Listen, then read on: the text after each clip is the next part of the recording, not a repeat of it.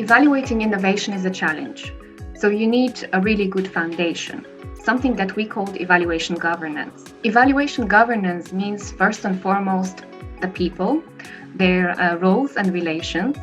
Secondly, it means the processes that connect the people, such as, for example, co-creation, cooperation, learning.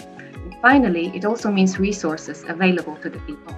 Evaluation should be done by skilled individuals, the people that can guide the project partners throughout the whole evaluation cycles, from the very beginning, from the project design, throughout data collection, analysis, reporting, up to dissemination of results. And there are many lessons that can be drawn from UIA projects about evaluation governance. And hopefully, they can be helpful for any other initiative that is an innovative project, either with the UIA or elsewhere.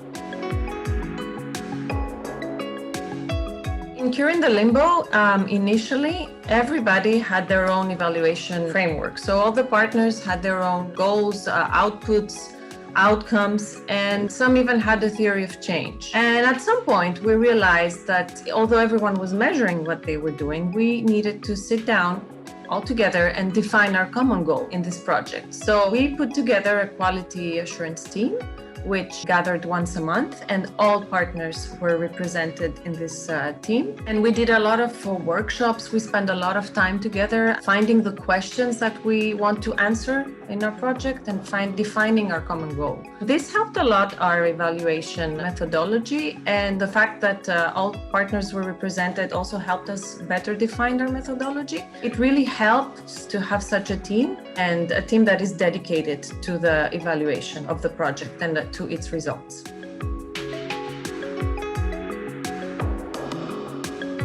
It was good to feel that the evaluator was not just there for a short time to do the evaluation, but rather had this kind of view of the project from the beginning to the end. CORE was developed together with our evaluator. And even though we hired an external consultancy, the evaluator was involved right from the beginning. When we came up with the proposal, we were brainstorming ideas together. So shaping the evaluation and the content of the project went hand in hand. We were reflecting together on what is realistic to implement and to evaluate.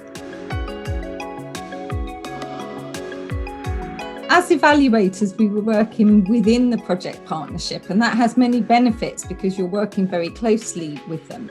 But we also worked alongside an academic advisory board who were a team of expert professors in migration and refugee studies, as well as in evaluation. We presented our work as evaluators back to the academic advisory board, and that provided both in-depth expertise, but some form of oversight over what we were doing. And the academic advisory board were looking at things from an academic perspective, unconflicted by the issues that we were involved in, working closely with the team.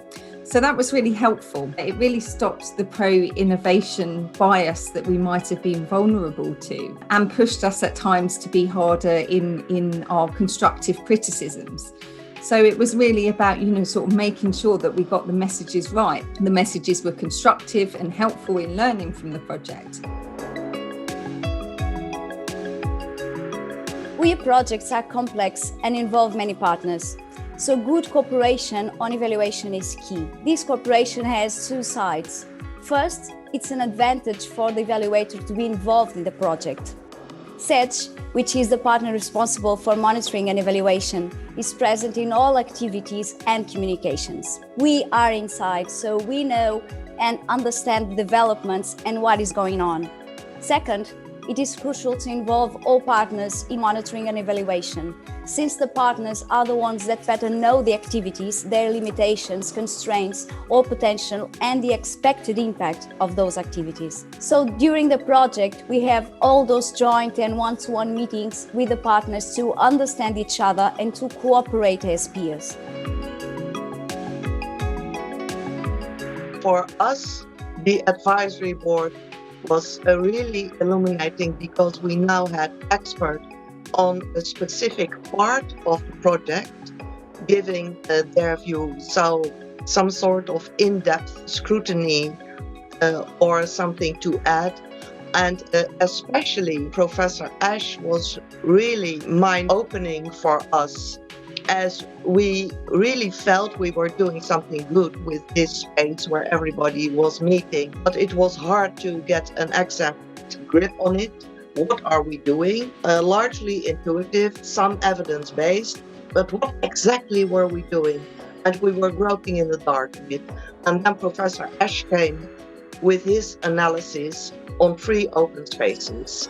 And this was a specific subject of his research. And he suddenly opened a window for us. Okay, so this is the way to understand what we are doing, to better manage it. Professor Bloch also had some insights for us and made it easier for us where to curb and where to expand, because we now had the top specialist looking into our work and saying, okay, well, essentially, this is what you are doing.